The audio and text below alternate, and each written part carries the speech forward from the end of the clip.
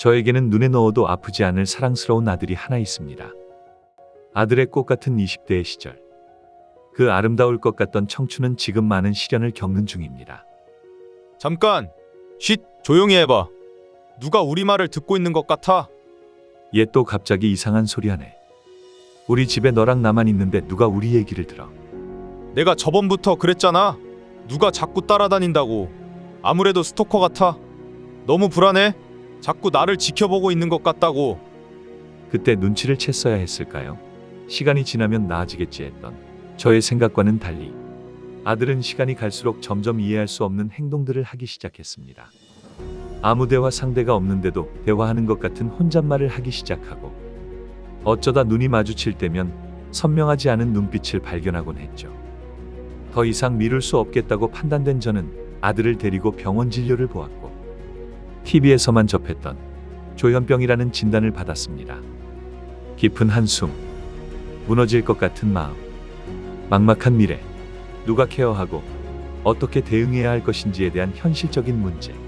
아들을 둘러싼 다양한 문제들은 가족들을 압박해왔습니다. 약 복용을 시작하며 치료를 시작했지만 나아지기는커녕 증상은 점점 더 심해졌습니다. 갈수록 난폭한 행동이 더해지면서 이제는 욕설도 하더군요.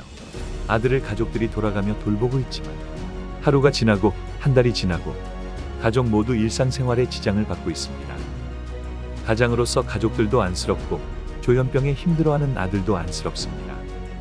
모두 점점 지쳐가고 있지만 저는 가족들을 위해, 아들을 위해 포기하고 싶지 않습니다. 아들의 조현병에 대한 상담 치료나 다른 치료 방법들이 있을까요? 아들에 대한 걱정을 덜 수 있다면 가족들도 무거운 짐을 어깨에서 좀 더 내려놓을 수 있을 것 같습니다. 네, 안녕하세요. 저는 순천 청년마음건강센터 센터장 송재현입니다. 네, 오늘 밀당 사연 주신 분은 피해망상과 공격적인 행동 때문에 힘들어하는 부모님 사연입니다. 약물치료를 하고 있는데 좀 좋아지는 것은 좀 더디고 증상이 있어서 힘들어해서 가족들이 어떻게 할 것인가 또는 상담 치료가 있는가 궁금해 하셨습니다. 여기서 말하는 조현병인데요. 조현병은 대부분 20세 전후에 생기는 뇌에 일어나는 병입니다. 대부분 세로토닌, 도파민 이런 물질들이 균형이 깨져서 생긴다고 합니다. 우리 정상인들도 기분이 좋을 때는 도파민이 올라가고 세로토닌 내려가기도 하고 우울할 때 이런 변화가 있는데 조현병에서는 그 변화가 크기 때문에 약물 치료를 합니다. 가족들이 어떻게 도와줄 것인가, 사실은 이게 병이기 때문에 가족들이 치료할 수는 없습니다. 그렇지만 우리가 하나의 예로 보면은 당뇨에서 보면은 당뇨도 약물 치료가 중요하죠. 혈액 속에 당 수치가 변하기 때문에 약을 먹는데 또 그 외에도 50%는 생활 습관이 중요합니다. 먹는 거, 스트레스, 운동 열심히 하잖아요. 조현병도 마찬가지입니다. 약물 치료가 50%이고 그 나머지는 생활상의 스트레스, 또 먹는 거, 수면 습관, 규칙적인 생활 이런 것들이 또 병에 좌우합니다. 그런 신경 전달 물질을 균형을 맞추는 게 중요합니다.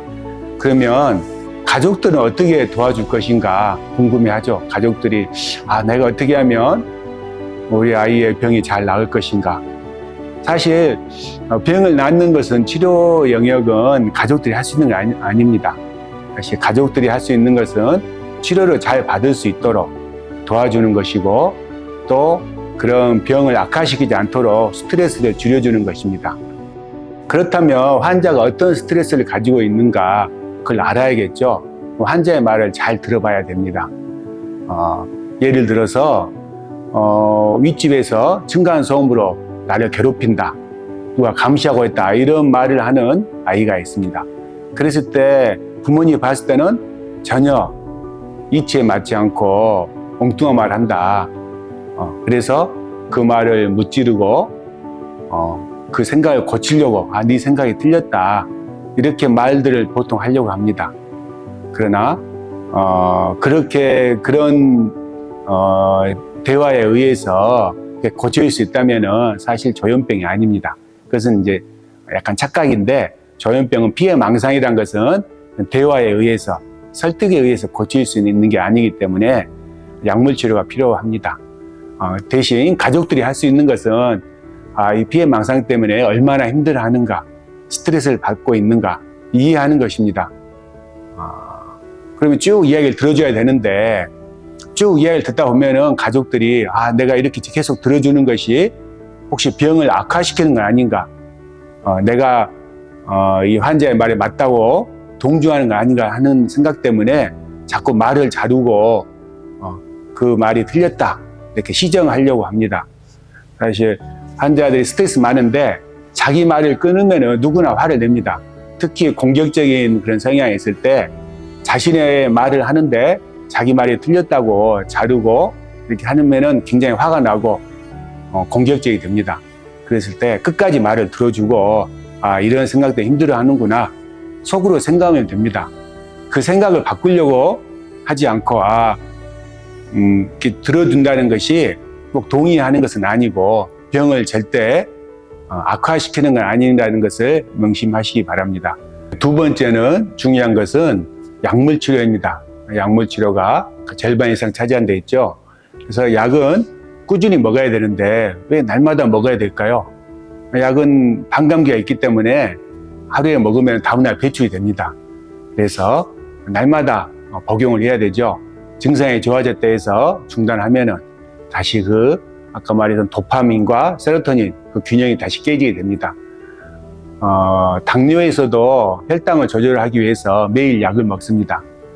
또 약뿐만 아니라 스트레스 관리하기 위해서 그런 스트레스도 관리하고 먹는 것도 조절하고 이런 것처럼 조현병도 매일 약을 먹고 또 스트레스 관리하고 이런 게 중요합니다. 가족들이 해야 될 것은 아까 말했던 이야기를 쭉 들어주는 것. 첫 번째, 환자의 그런 그 망상에 대해서 부정도, 긍정도 하지 않고 쭉 들어주는 거, 이해하는 거. 이게 첫 번째 가장 중요한 마음이고 환자를 화나게 하지 않는 것이죠. 두 번째는 아까 말했던 약물 치료. 근데 약을 잘 빼먹습니다, 환자들이. 사실 병을 잘 인정하지 않기 때문에 내가 병이 없다 생각하고 잘 약을 먹으려고 하지 않습니다. 그것 때문에 보호자들과 자주 실강이가 있습니다. 왜 약을 안 먹냐? 약을 먹어라. 보호자들이 할 것은 자꾸 자주 약을 먹었는가 확인하는 것입니다.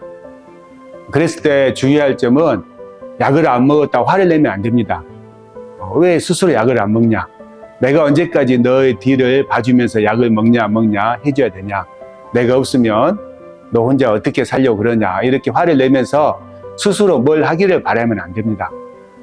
이런 망상 때문에 병이 없다 생각하고 이런 힘들어하는 아이 때문에 내가 좀 도와줘야겠구나. 약을 먹도록 스트레스 없이 안 먹었으면 한번 빼먹어도 괜찮습니다. 안 먹었으면 또 먹으면 되고 자꾸 확인해주고 화를 내지 않고 확인해주고 약을 먹었냐 이렇게 해주는 게 도움이 되겠습니다.